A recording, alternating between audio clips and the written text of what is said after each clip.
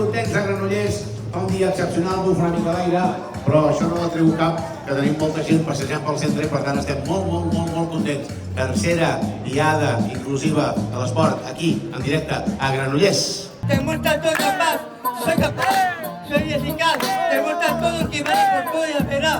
Avui tindrem una diada on l'esport i la cultura serà la protagonista.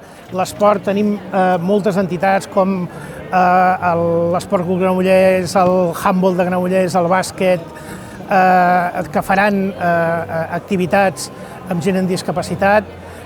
També tindrem disjòqueis inclusius i tindrem els geganters de Sarrià, que tenen un gegant inclusiu fet amb materials que no pesen perquè tothom, inclús una persona amb cadira de rodes, pugui portar aquest gegant.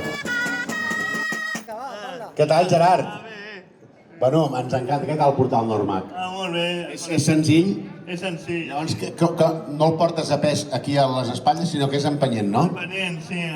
I disfrutant, i pots girar-lo cap a la dreta, cap a l'esquerra, pots fer ballar, eh? Sí, ballar, sí. Tu ets l'encarregat habitual de portar el Normac? Sí, normalment sí, sóc l'encarregat. Ets tu, eh?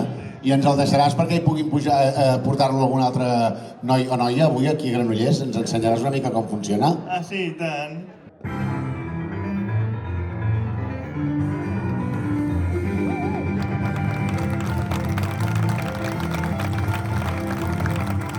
Per Granollers és molt important que tinguem aquestes jornades, sobretot per un aspecte, la manca de visibilitat que tenen, la feina que fan aquestes entitats, la Fundació ONAT com a gran estàndard.